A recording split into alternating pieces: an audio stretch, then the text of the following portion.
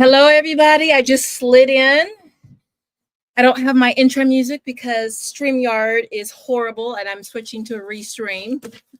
But we are here. We are here. It is Friday. Welcome to our Friday Night Live. We haven't had one of these in a long time. If you are new here, I am Ebony, also known as Nikki. That was my YouTube streets name. And I am a retired homeschool mom of 15 years, a best-selling author, whoop, whoop, and your ringside coach for all of your homeschool shenanigans. Okay, that's me watching myself on here. Skip. Okay. Anyway, so we talk real homeschool, practical homeschool, sensible homeschool, and we knock it out. That's the whole point of homeschool knockouts. We knock it out. If you guys can hear me or see me, can you put a 1 in the chat? It took me a couple of minutes to get on because for some reason it's just showing me as a box and not the whole screen. And I was trying to figure out, oh, that doesn't work. What's going on? No, put me back in. All right, I'm not gonna hit any buttons. I'm just going to leave it alone. All right, let me leave it alone, y'all. All right, anyway, woo! Okay, it's hot in here. I have no air conditioning in my little ladies' lair. Anyway, how are you guys doing? So when you come in, you'll see that I put a little note in the comment section. Where are you tuning in from and how old are your kids? Okay.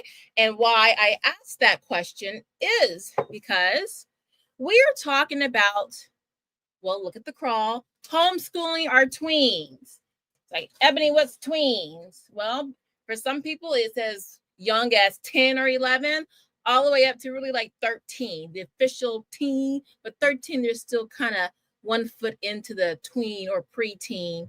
Preteen is what we called it when I was growing up, in that preteen era. So basically, if you have like a 6th, 7th, or 8th grader, you have a headache on your hands. No, I'm kidding. You have a homeschooler, okay? You have a tween homeschooler, and that's what we're going to talk about. And just so you know, I listen to what you guys say. One of you, and if you're in the chat, let me know, one of you suggested that I talk about homeschooling middle school. Somebody asked me that like 5 years ago, and I totally had good intentions, but I didn't do it. But here we are, 5 or 4 years later. So that is what we're going to be talking about, okay? Now, if you have any questions, put them in the comments. And I have one starred one. We have Paige in his house, Paige from Illinois, and she's got her 3 kiddos, 11, 9, and 7. So you have 18. So Paige, I know you're going to be listening. Also, really quickly, some quick housekeeping. If you would like to be on the live, shoot me a DM or put it in the chat or email me ahead of time and let me know if you have another channel, if you have a product, if you just want to talk about yourself as a homeschooler, share a testimony. We would love to have you on. Okay, so don't be afraid. I'll help you out if you get deer in the headlights. Okay. Also, when you come in here, not only do we like to know where you are generally, so you're not a stalker, but it's to help build the tribe and build that community. Okay.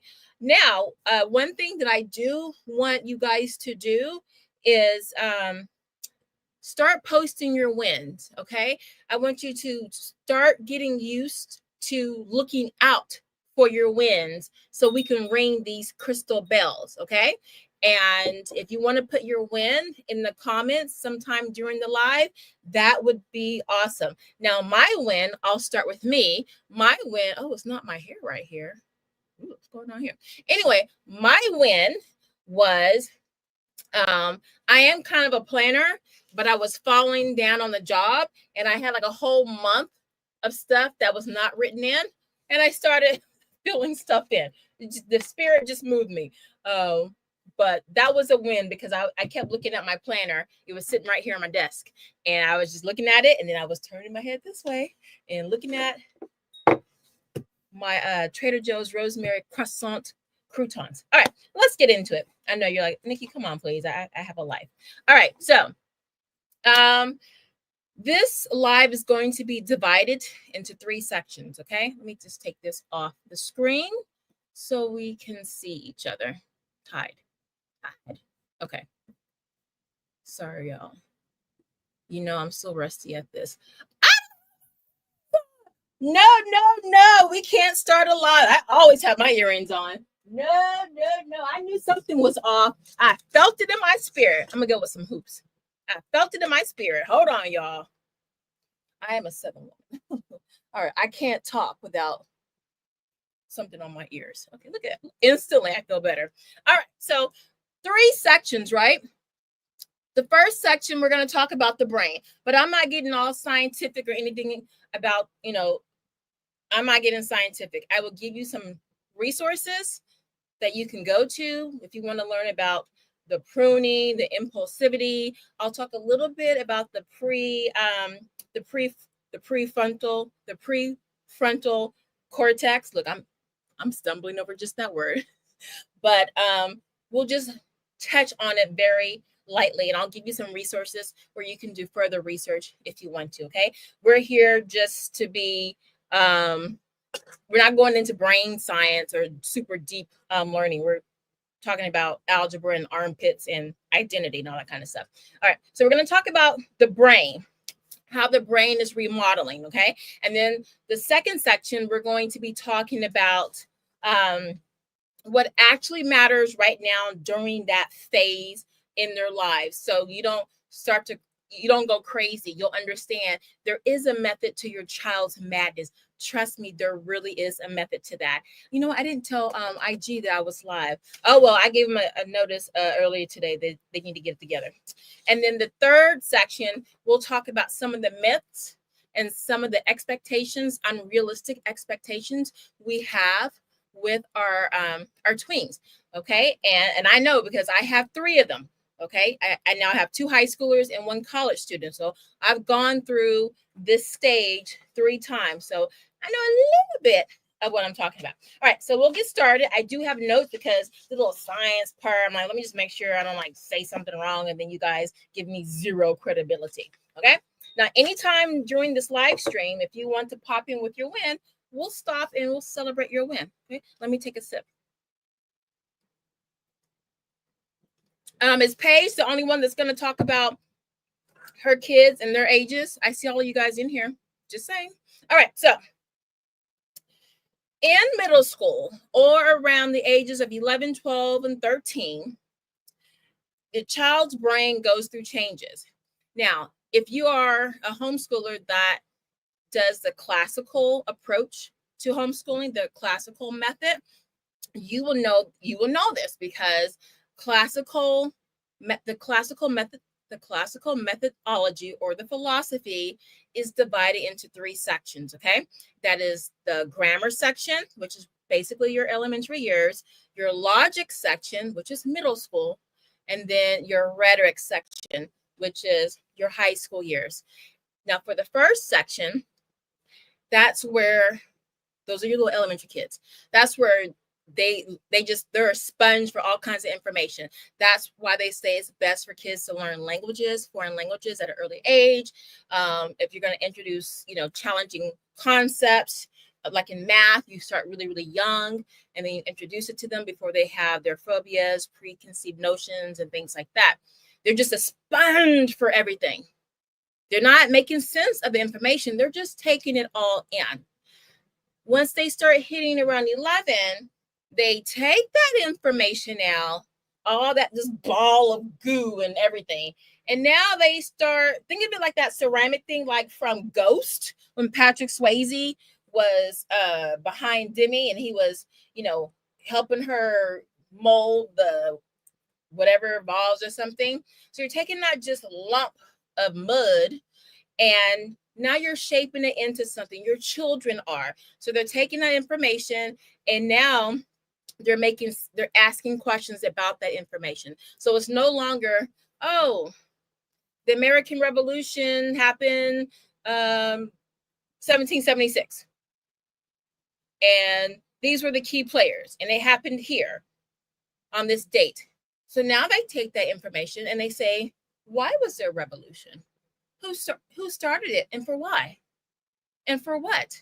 Who benefited from this revolution? So now they're starting to be critical thinkers about the information that they're being exposed to, or the information they have been exposed to. Okay. Now, because there is a shift, the brain is shifting. It's not just the brain, it's the whole body. Because guess what? Hormones are coming in as well. So now you have kids who have emotional outbursts for no reason. Like, you hand your daughter some toast and she starts crying because, I don't eat toast, all those carbs, but she had a burger last night. But she's crying. Emotional outbursts. Disorganization, wearing two left shoes, forgetfulness. It's not your child becoming some bum or, something where you're like, oh my God, I'm questioning myself as a parent. It's everything is rewiring. And so things are crossing. So sometimes you get those crazy things that are going on. It's not your child, disappointing you in life. Okay. You know what I'm talking about. You're going to a field trip and then your child forgets the backpack, the shoes, their name, all of that. Okay. It's normal. That's all I'm saying. It's normal. It's not them trying to get at you. She knew she needed her backpack and her shoes and everything. No, mama, she really did forget. Okay. Now, to let you know, I'm not just bumping my gums about that. There are 2 books I want you to get so you can kind of understand. Then they're not. This one's not geared toward kids, but it's a good overall book. It's an international bestseller. I think it has like 200,000 reviews on Amazon. I have the small pocket size guide, and I also have the regular, industry 8x11 or 6x9 size. But it's the Emotional Intelligence book. Look at this, and I have all the books linked down below. This book will help you understand what's going on inside, okay? And it's actually good for you too, because you have to kind of regulate yourself when you're dealing with your kid, which is why you'll need this book. And you see, I already have it tabbed. Well, the tabs are green, so they're not showing up on the green screen. How to stop losing. Let me find a sweet spot. I gotta stop using a green screen. Okay, here we go. How to stop losing with your kids. A practical guide to becoming a calmer, happier parent. And believe me, a lot of this stuff talks about your tweens, okay? And what's going on, but how you can respond to that, okay? So let's move on. I'm giving you resources, okay? All right. So when you're seeing all of these crazy things going on with your kid, you don't want to immediately react to it, okay? It's not always them being intentional or being, rebellious or anything like that. They're not always being disobedient, okay? They're really just temporarily offline. That's all I can figure out. They're just offline. And it's your job to just like reboot them up, give them some space, and then let them kind of come back online again. Okay. All right. So that's kind of like the science of it, where, this is also the time where the kids have all these growth spurts, especially boys, and they're sleeping longer. Parents, let your children sleep. You ever notice when you were growing up during the summertime, after summer, everyone went back to school, everyone was taller? Like, oh my God, you just grew so much. You know why? Because kids slept a lot. They slept in, they might have stayed up late, but they slept in, they got 10, 11 hours of sleep. That's when you would see the largest growth spurt in children after the summertime. Okay. So give them time to sleep and let their body go through all the changes that are going on. They're not just being lazy or whatever. A lot of times, especially with boys, they have more significant growth than girls, like where they need a lot of energy versus girls, this way. But just let them sleep. As a matter of fact, Ariana Huffington, she wrote a book called The Sleep Book. And She did a lot of research on that, on why we really do need to sleep. Okay. Don't sleep on sleep. Okay. If you watch podcasts of very productive and successful business gurus, heads of state, athletes, they'll tell you sleep. That's how their body repairs. That's how they recharge. So don't skimp on the sleep. Okay. So that's kind of a little bit of the science. I gave you 2 resources to look up more of it, just so this will be more helpful, because it'll give you practical things to do and say when you think your child is really acting up. And they're really not. They're really just trying to figure things out. Okay. So give them a little bit of grace, just a little bit of grace. Okay. It's a roller coaster. All right. Section 2. Now, this is what actually matters right now. This is the stuff that you need to do and get done so you can get your child through this bumpy stage. Okay. So it's not about learning persuasive paragraphs or algebra and all that other kind of stuff. This is 3 things. It's about learning independence, learning confidence about who they are as a person, especially for the girls, and it's about their emotional regulation. You know, the eye rolls, sucking the teeth, slamming doors. Yeah, that's the stuff that makes us read this book, because we're trying to work through this. This is the part that really matters. Okay. So let's talk about identity and confidence. Okay.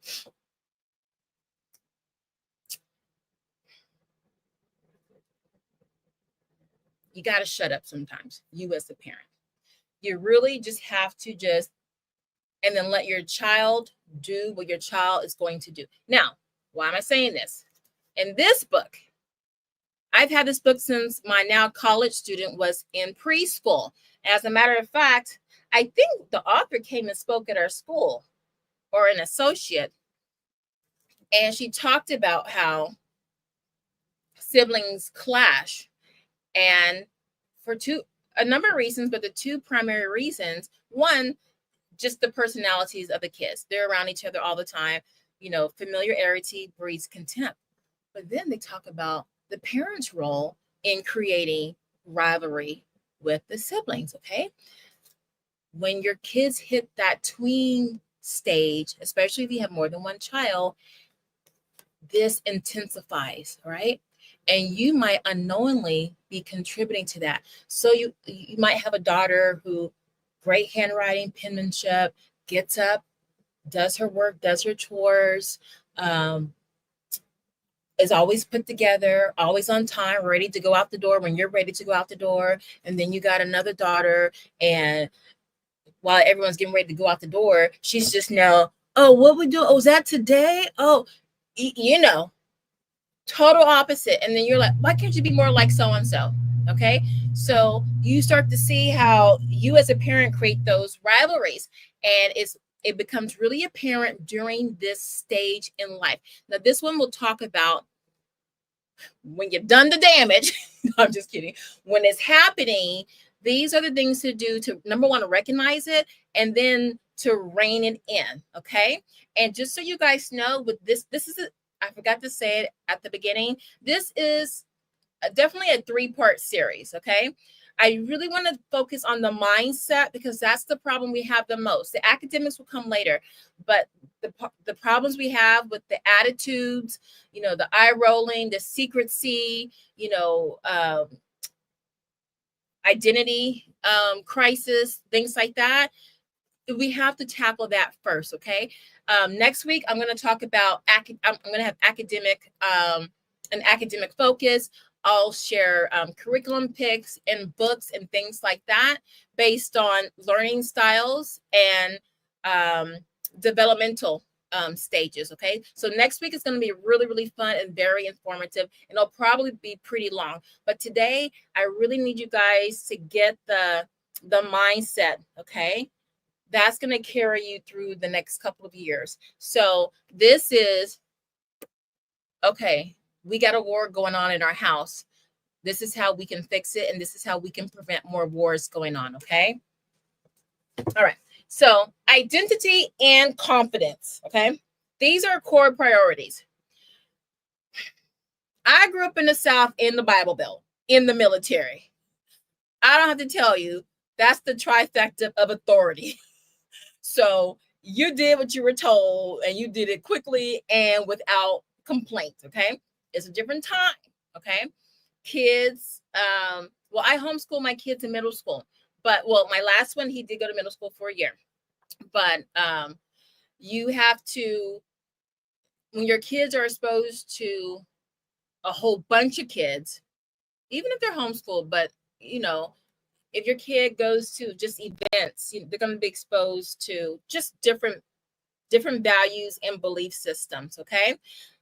This is the perfect time to sit down with your child, even if they wrote, I'm sorry, guys, I have something in my eye. Even if it's just, you think they're not listening, subconsciously they are. And you let them know that there is no judgment for whatever they might be going through. Because let me tell you, the influence out there is so strong on these young minds. Okay. Some days you might lose the battle. Some days you might win the battle. Okay. All you can do is show up to your child and let them know your house or that's a safe space. That is a sanctuary they can go to if they're feeling some kind of way about their identity. And I'm not just talking about chromosomes. I'm talking about their weight, skin color, their hair. Maybe they're the slowest person on the team and nobody picks them. Any kind of thing. And also, they might have a big head. Maybe they're really pretty. Maybe they're very athletic.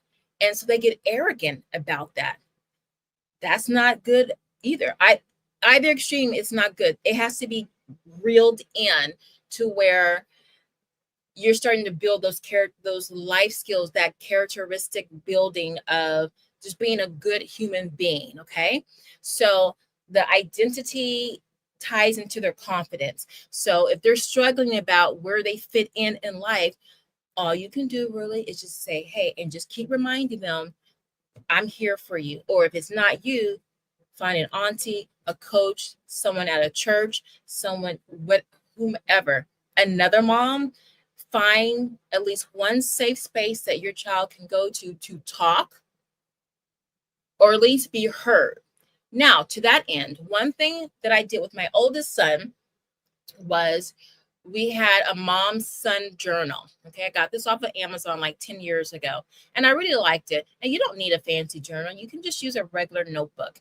And in that, you'll just, I'll show you. Okay, mom, and then son. Okay, so this is a blank page on a journal or a notebook. At the top of that notebook, you'll write your name, okay? Just so you guys know who's talking, but it's kind of obvious you're going to know. But just put your name down and the date. And then you'll write something about your day. Like no more than a couple sentences. Oh, had a good day. I got the contract with, at work. So we're going to have more money. Might be able to go to Mexico next year. Boom. Okay. Or not the best day. Dishwasher broke. Money might be tight this month, but I love my family. Boom. Okay. Then your son comes in, and it has to be doesn't have to be the same day, but it's nice to do it on the same day, just so you guys can kind of be in alignment with what was going on that day. And then your son comes in, or vice versa. Your child can start it first, and then you can finish it. And it's just one entry per person a day. And then your child can you can respond to what was said, or just ignore it and just write what they feel, or they can do both. And to start with, I just say, hey, just do one sentence or one word, your choice. So you can respond, give them choices. You can respond to what I did. Oh, mom, sounds bad. Or you, that sucks, whatever. Or, hey, mom, that's okay. We don't have to go to Mexico. Disneyland is fine. Disneyland is more expensive, but whatever. But right now you're just getting them in the mindset of, hey, I can talk to my parent. Okay. And keep it easy peasy. I don't care if you write, what y'all want for dinner this week? Let me know. Just keep it easy. You just want to get them used to just communicating back and forth. Then maybe a month later, he might drop a little mini bomb on you, or you might drop a little mini bomb. Maybe there's going to be some changes. Maybe you have a baby coming along the way. Maybe grandma's not feeling so well. You don't know. So now you can like go up a little notch. You know what? It might be too late. I really hate that I stopped doing that, and I didn't do it with all my other kids. That's something I really should have just kept going. Like now, if I try to do that with my kids, they'll probably look at me sideways. It's worth a try. If you guys have older kids and you try it, let me know. I don't know. Give me some intestinal fortitude to try it with my kids. But let me tell you, I really enjoyed that time with my oldest one, and just kind of seeing, his little thought process, how he was growing and developing with, his responses, and just emotionally, that's how you start to see the emotional intelligence coming through.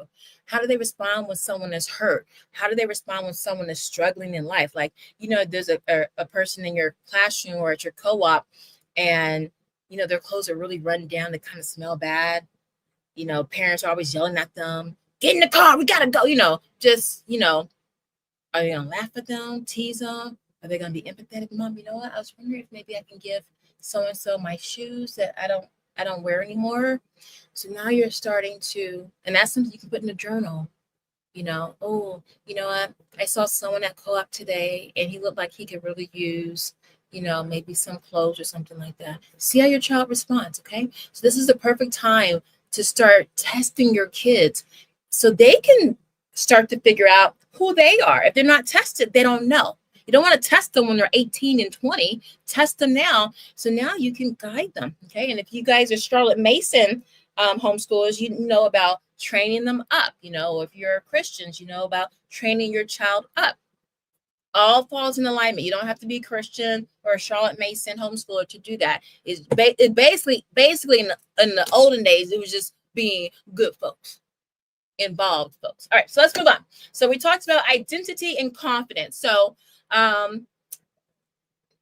me go back a little bit more with the identity and confidence, because say we get into academics. Now it's starting to rev up a little bit, right? You're requiring a little bit more. So when they're doing writing, you're asking maybe for a 5-paragraph essay or a 3-paragraph essay, or math, they have to really show their work, and it's a lot of steps.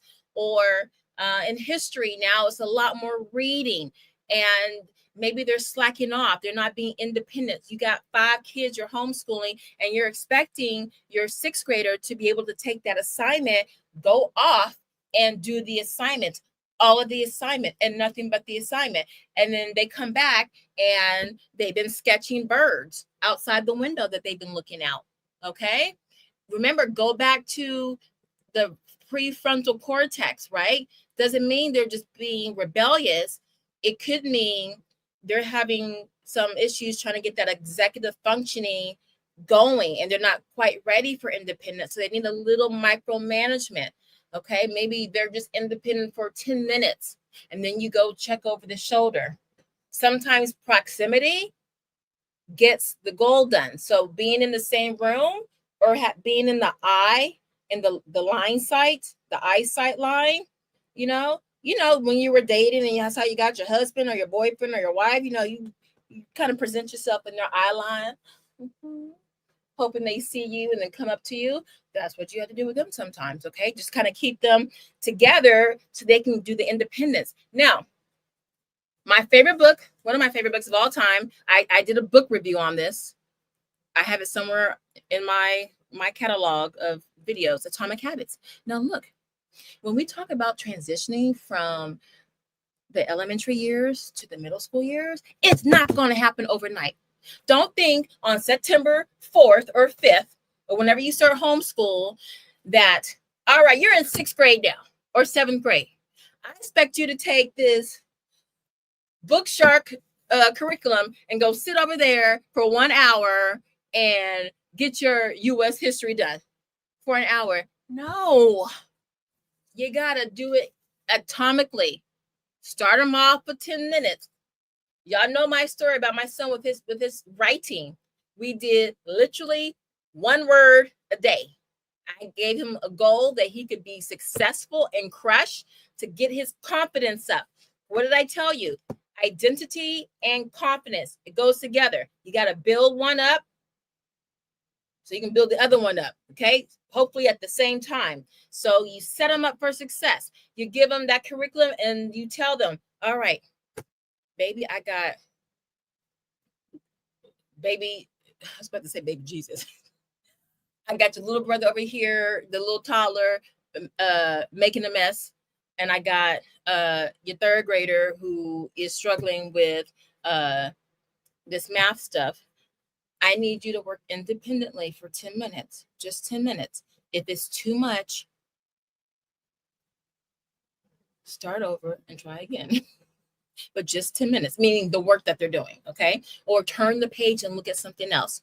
Or this is my saving grace because my kids love to read. Now, if your kids don't love to read, you find what they like. What you're doing, you're training them to be on their own, doing something productive for 10 minutes. Set the timer if you need to. Where's my timer? Set the timer if you need to. Build them up. Just say, hey, I just need you to, or let me see. Oh my gosh. Wait till we do the academics. Okay, I'm going to end this part here because when we do next week, the academic part, I'm going to give you resources and curriculum supplements to give to your kids to, oh my God, you're going to love it, to build their independence level. Okay. We'll start with 5 minutes, build on a minute, another minute, or we go from 5 minutes to 10 minutes. And that way, it may be a month, they can work up to 30 minutes. Or if they're a superstar, they can work up to an hour if they're a little bit older. Even for the subjects they really don't like. I'm going to tell you how to get them to be self-sufficient and independent and to rely on themselves, even when they don't know what the heck they're doing and they're looking at this page, they don't know. I got you on that. Next week is going to be stellar. But for right now, it's identity, being there for them, letting them know there's a safe place, because they're going through all of that, and keeping that communication open. So one thing you can write in that journal is, hey, you were really, you seem to be kind of down today. I noticed you were really sleepy and not really engaged today with homeschooling. Is everything okay? Or you don't have to put all that, just write, is everything okay? You seem different today. Just say different, no judgment. Okay. So let's move on. So identity and confidence, that's the first priority. The second priority are the foundational skills. So we're going to talk a little bit of the academics. So for the foundational skills, we're talking reading comprehension, writing clear sentences, and basic math fluency. Now, let me tell you on this. As an educator, as a judge, as I used to work at Columbia University, the graduate department, and I would go through applications, and I would do like second round applications. So you're good if you go to the second round. But I was looking at some of this stuff, and I'm like, you're applying to an Ivy League?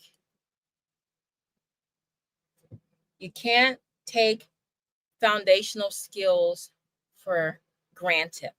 Okay. Now, this is for my son, there is something in my eye. So let's start with math. Okay. Because this is where you start to see the cracks from the elementary years. Okay. If they never really mastered triple digit subtraction with zeros, if decimals is just a whole bunch of dots, and if fractions make them cry, they're going to struggle, right? Okay, because those are the foundations that they're going to keep seeing every single year in math. So this is the time to shore up all of those foundational gaps. And next week, that's going to be a long live. It'll probably be at least 2 hours. I might have to make it 2 lives because you guys, okay. I'm getting off topic. The foundation, okay? This is the time. Now, you tiger moms, you lion moms, my Nigerian mamas, because y'all kill it more so than the tiger moms. You must be in geometry or algebra 2 in ninth grade. I know this. I used to be one of those moms. And so you're just pushing your child, you're just pushing them through, when in reality, they might need to take 2 months to master a paragraph. They might need to spend another 3 weeks on fractions, these foundations. And I have all the sources to help you plug that in, how to assess what the gaps are, and then how to plug that in. And let me tell you how important this is, y'all. When you have a child that's going through these changes in their body, and then they have those attitude adjustments, and then they're not doing what they need to be doing academically, that's the powder keg. And that's how you start losing with your kids. Okay. So next week, I'm going to give you the sources, the resources, so you can be successful. Okay. Today is about getting their mind straight. So reading comprehension, what is that? The old-fashioned way, before things got real fancy with all these people, trying to tell you how to read. Sit down with a book they like. Sit down with your child. After every page, what just happened? Do it every page.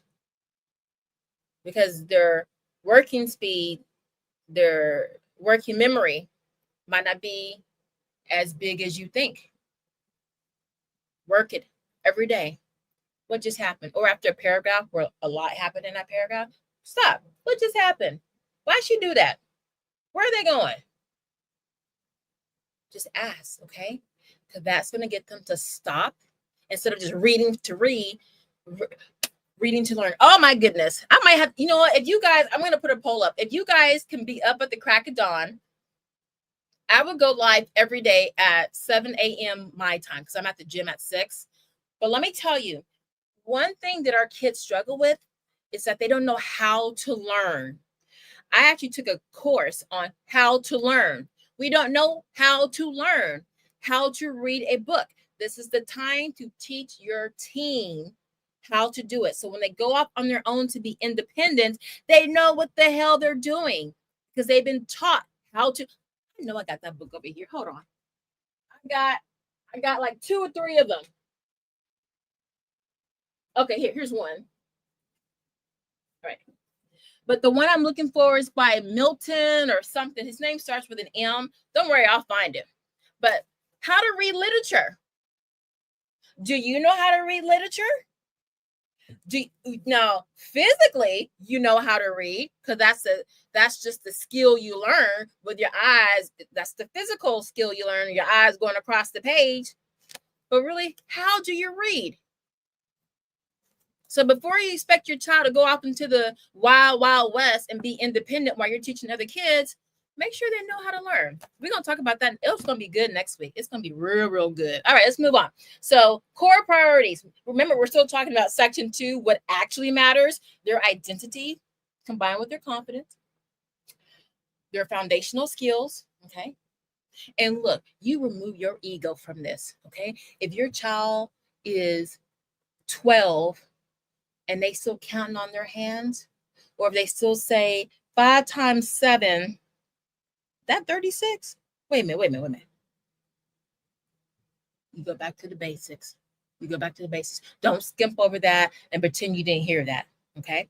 We're going to talk about that next week. We talk about removing your ego and delusion with your child's education. All right. So let's move on to number 3. Okay. The big one. Emotional regulation and self-awareness. What the hell does that mean? That means children by default are selfish, and they have to be, because the world is new to them. So they have to be into themselves and looking out for themselves, because there's still new people on the planet. Okay. But as they're growing up, they need to know how to regulate feelings or situations. Okay. So for example, I taught my children, I taught my children how to enter a room. Okay. And I taught them different ways to enter a room. Okay.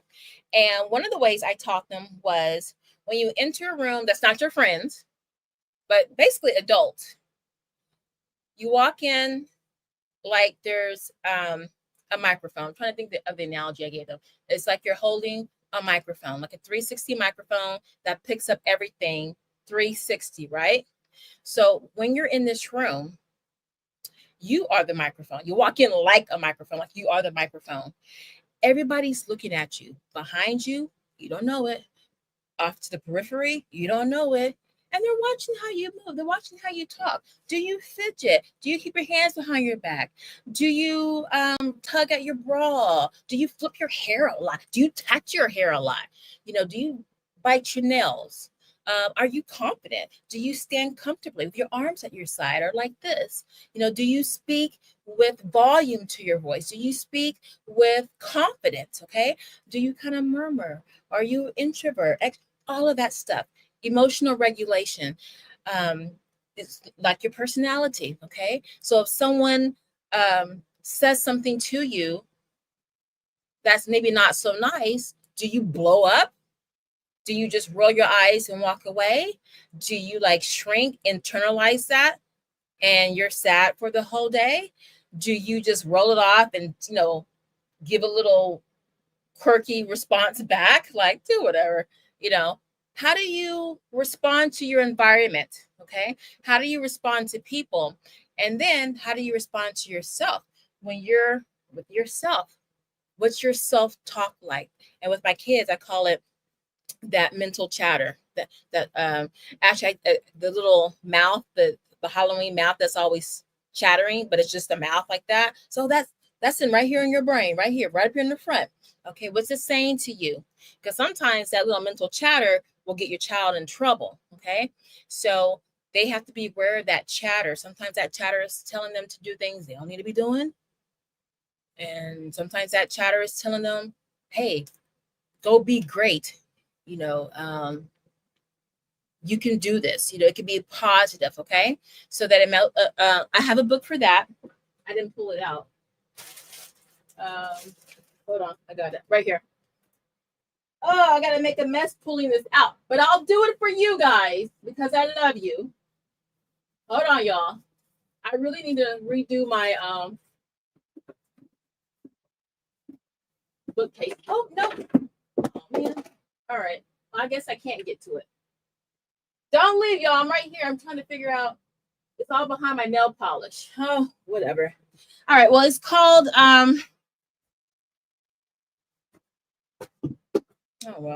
emotional regulation. I'll talk about it later, but I think it's called executive functioning skills. That's what it is, executive functioning skills. And that talks about, it's called metacognition, having self-awareness of yourself, how you're feeling. Someone says something to you or something happens, or your sister is caught wearing your shirt. How do you respond? Like inside, do you like count to 10? Do you start breathing? Does your temperature rise? How do you regulate yourself? Let me catch up on some of these comments, y'all. I'm so sorry. I haven't even read all the comments. Hey, love for all. You changed your avatar. I definitely let my kids sleep. Yes, they need the sleep. They absolutely do need that sleep. Okay. So that emotional regulation and that self-awareness of who they are. Can they, what? I need to do this with my kids. But those tests, like the Enneagrams and the Myers-Briggs, this would be a good time to have they have free ones. They have free versions online. This would be a good time. And I'll talk about that. Let me just mention that. Personality test for next week. So we got the Enneagram, Myers-Briggs. I know there might be more, but those are the ones I'm familiar with. Start giving your child intel on themselves, okay? And then they can be like, no, that's not me. Oh, that's so me, Mom. And, they can, if they start having some buy-in and they kind of believe it, they might take it seriously and really be like, okay, you know what? I see this in this person in class, or this, you never know where it can go. It's free. Y'all get some snacks. sit down and do the test together. You do on your laptop or whatever device, and then your child does it, and then y'all can compare results. That's also a nice bonding thing, and it's something you can write in your child mother or father journal. Okay, just say. Okay, but you want to work on the emotional regulation. Okay, how you can do that is that emotional. Well, these books I showed you will help you, definitely. They will help you. They'll help. They give lots of examples, but hold on, let me just pull it up. But the real one I think is so good. It's an old book, Executive Functioning Skills. That's really the core of emotional regulation. Executive functioning. Does anybody remember the name of that book? I've talked about it so much. Okay, now they have so many different versions, but let me share my screen. Hold on, because it's going to show all my business. Let me see if I can do that. Okay, here we go. All right, I'm going to share my screen really quickly. Now, y'all see I know you know my name, but my real zip code, y'all let me know so I can hide it. No way. I set it's not letting me share, but I gave permission. Okay, that's not going to happen because it's saying I have not given permission, and I actually did give permission. Deny. Come on. Now it's not leaving my screen. I'm so done with StreamYard. Okay, let me see if I can share this. All right, cool. All right, so let me see if y'all can see that. Can y'all see that? Okay, I can see it. Okay, so executive functioning workbook for kids. But this is not the book I was talking about, but because it's so popular, the book came out like 15 plus years ago. Now they have so many books on it. But look, they have executive functioning skills for teens, okay? Children and adolescents. And look, they have a lot of reviews for this one and a lot for this one, okay? More executive functioning skills for teens, okay? We're talking about emotional regulation. This will help. It helps. Remember how I talked about how do you learn, okay? Well, how are your kids supposed to be functioning adults when they don't know what that looks like? So this helps them step out of themselves, do that perspective taking. You see how most of these are for teens, right? You know, for kids, but a lot of it's for teens. Okay, so now you have some something to work with. Look, executive functioning workbook, ages 13 to 18. Okay, so there you go. Let me stop sharing. All right, let's move on. Okay, so third section and the last section, and I'll try to go through this quickly, are the homeschooling middle school myths. Okay, and we really have there are a lot of myths, but there are three main ones I want to focus on.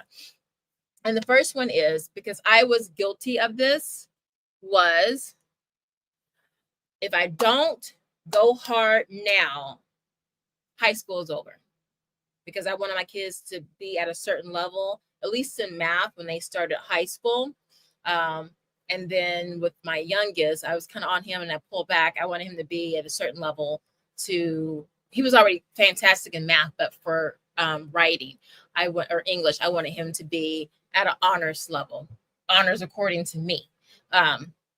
So and I kind of went a little too hard, and he really pushed back, and he was like, he's my star athlete. Like, he goes to a top school with a top football program for that he was recruited for, and he's like, I know I'm going to get my money, Mom. Like, say that. But anyway, that's a whole nother thing. So I pushed hard, okay, and I got some pushback on that, okay? So think of middle school as the scaffold, right? When you know how you're building a building and you got to stand on something so you can like put up the drywall. Well, if it's a building, you know, all the rebar and stuff like that. You gotta stand up on something, right? So you can build up. If you're on the ground floor, you don't need it because that's the foundation. But when you're on, floor 3 and you need to build floor 4, you gonna stand at the ground and build up to the 4th floor? No, you need a scaffold. You need something to support you securely so you don't die, and it allows you all access to wherever you need to go to complete that level or that floor. That's what the scaffold is. But the scaffold is only as good as the floors behind it or below it. Okay. So when we talk about those foundational skills that I talked about earlier, this is where we go into the myths. Okay. So don't be like me trying to rush and try to cram stuff in because I'm like, of course we can read 12 serious books this year. Just a book a month. No, Mom, can't do that. Be realistic, okay? So think of scaffolding. If you can choose one good project, one good book, one whatever concepts that your child might be struggling in, you can scaffold one thing. Choose it and focus on that for a couple of weeks, okay? Get that foundation, going. Get that scaffold, and you have all through middle school to get it done. So by the time they hit high school, they can, if they didn't have any more schooling, they can manage their checking account because they'll understand fractions and decimals and ratios and percents and things like that. They want to get a mortgage or they want to buy property, all of that stuff. They'll understand it. Okay. Economics. If they need to compose emails to, within the company, they can put together a coherent sentence and not sound crazy. Okay. So take the time to do all that foundational stuff. If you didn't get it done in elementary, or you started homeschooling late in elementary, or you just started homeschooling in middle school, definitely use this scaffolding period, this foundational period to get them ready for high school. It's the perfect time because now not only are you just, you're not just cramming information in their head, you're getting them to be critical thinkers. And that's really key at that stage. Okay. The second myth is they should be independent by now. We'll refer to what I said earlier. Independence doesn't start at 100% on day one. You have to build that into your system at home. It doesn't have to be with academics. It could be, hey, let me have you do something around the house and then check back in with me. See, they can be independent with a task that you give them, okay? Because now you're teaching them to go off to do something, remember to do that thing, and hopefully do it well, and then come back to you, okay? Then you can add maybe 2 things that they can do. Can they juggle 2 things? Can they switch on and off, okay? It doesn't always just have to be academic stuff for them to be independent. Hey, I'm going to trust you to go ride your bike in the neighborhood to your friend that lives 15 minutes from the house. Be back by 8 o'clock. That's some independence. Now you're trusting them a little bit more, okay? Maybe before they had to be back by 5 o'clock, or maybe they can only go to a friend's house who lived, down the street versus way down the street. So you just incrementally give them little opportunities to be independent, whether it's outside the house or it's in the house. But it doesn't go 0 to 100. It's just a little at a time, okay? It's a slow build. Trust me, it's a slow build, not an instant switch. The third myth is we are falling behind. Now, you guys know, if you're my veterans, I have talked about this teacher in Southern California who has 6th graders at a poor performing school, and he put them on Khan Academy for math. He started them at the kindergarten level, and by the end of the year, they were a grade level ahead. They were doing 7th grade math at the end. It was incremental. And people were like, oh, they're going to fall behind. because why are you starting them at kindergarten math? But it was on Khan Academy, and they did so much each day, every single day without fail, and they ended up being ahead. So to me, there's never we're falling behind. If your child doesn't know it, they don't know it. There is no reason to, fake front and try to move forward when you know in your heart your child doesn't really grasp what is going on. So there is no falling behind. It is, what are we doing to get this child at a level that they can function and understand and move on? Okay, so keep that in mind. Remember that story. Margaret Collins, it's the other book, my last book, one of my last books. She did the same thing, but she did it across all disciplines and all grade levels. And she had them all in one homeschool room. Okay, so think about that. And the last, no, that was my last myth. Those are the big ones. We're falling behind. They should be independent by now. And then what was the third one? If we don't prep hard now, they're going to be behind in high school. Those are all myths. Okay, you know exactly what you need to do. You need a scalpel. Make sure those foundations are set. Okay, and then you need to just let everything be a slow build. Okay, it takes time, but you want to do it right.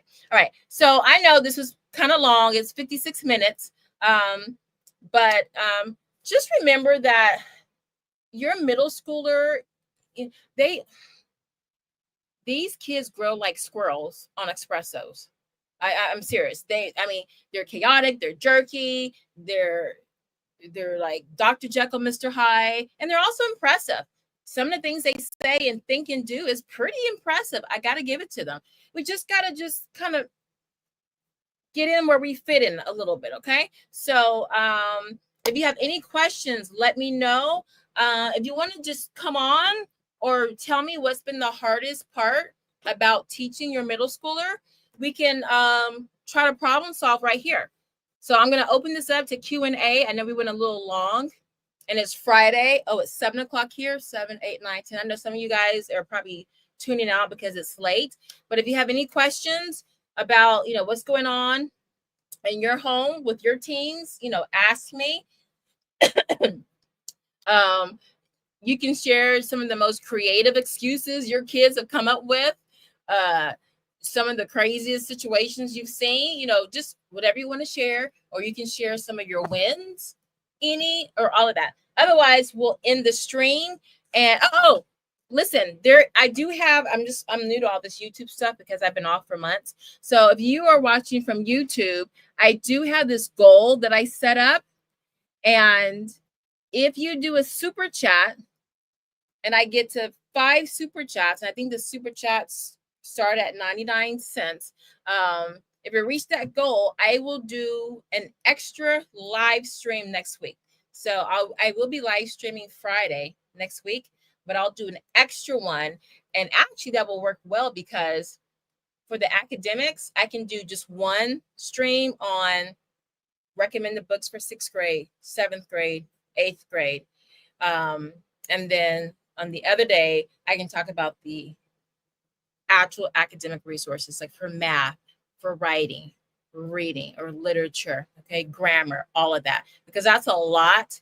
And I want people to watch the whole thing and not, just, miss anything because they think the video is too long. As a matter of fact, I'll probably make a recorded video on this topic just because no one's really going to go back and watch an hour-long live stream. I just do this for us because I like to just for us to talk. I don't care about getting views or anything. But if you have any questions, give me some questions. What's been the hardest part about homeschooling your tweens? And does anyone know who actually asked that question last week? If you're on here, let us know. Anyway, so next week we'll be talking about middle school curriculum that won't make you cry. Okay, and I'm gonna have a lot of stuff for you guys on that. As a matter of fact, I should make a printable. Let me see if I have time. Let's see, make a printable. Give me some questions before we get out of here. Make a printable for, wait, what did I say? I was gonna make a printable for what? Make printable, for next live stream. That way you don't have to take like a lot of notes. because there's going to be a lot. Okay. All right. Well, no more questions or comments. We will get out of here. Don't forget to like and share this video. Definitely hit a like. Let me know that you found some value in this. So I can come back week after week, because I think, you guys are getting some information out of this. I know this was a little bit long, but you know what? I'll probably just I'll record this and make it like a 10-minute video where I just hit those topics really quickly. That way you can grab the information and then go on about your lives. But for the live streams, y'all know I just like to talk. And then if you guys want to talk with me or come on, that's fine too. So really, I just do the live streams just for us. And then, yeah, that's what I'm going to do.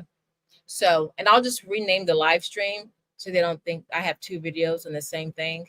Yeah, I'll do that. All right, guys. So I'm going to get out of here. We're at 1 hour exactly. This is probably one of my shortest live streams. So we will you guys have a wonderful weekend. And I will see you guys next week. And also, if you watch my video on the Evan Moore Daily Science for 4th grade, according to them, curriculum, I do have a giveaway. It's that curriculum. Let me show you.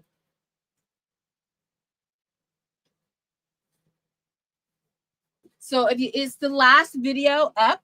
So if you go to that video and you comment in the comment section, and you can comment anything. I just gave you some little some starters, like, what's the age of your kid who might be doing science, or what are your favorite science topics? But you can put anything on there in the comment section, just so long as you're engaged. And then Wednesday, when I have the next live stream, I'll do a giveaway live online, and I'll pull one lucky winner for this. It is basically new. No, it's gently loved. So like my son wrote in the first 2 or 3 pages, but I think I erased it pretty well.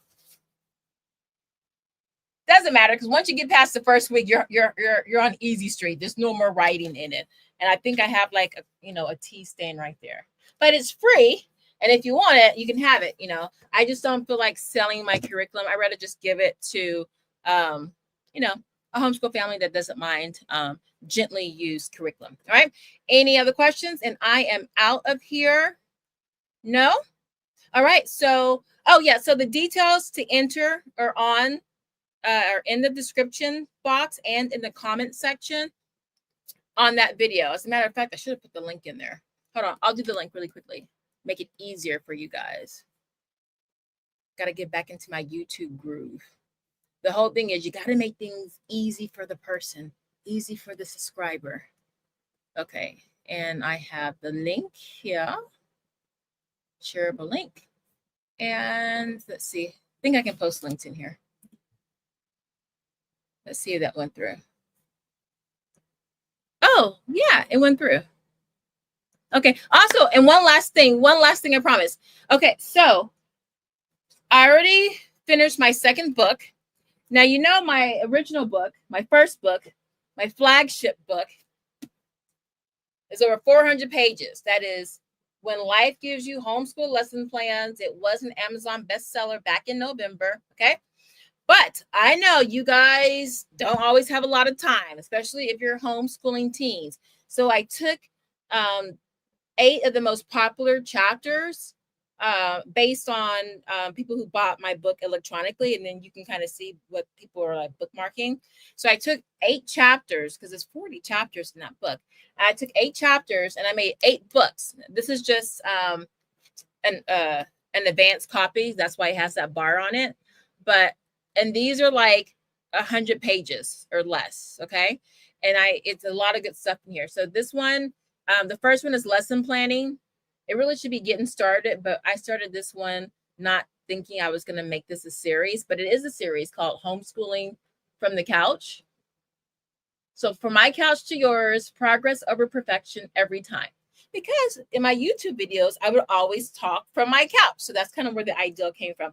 If you would like to be part of my ARC team, and that just means you get a digital copy of this book and you read it, And no, I can't ask for a review. I can't demand you give a review, but it is nicely appreciated if you give a review after reading it. I would appreciate that. That's the back. And it's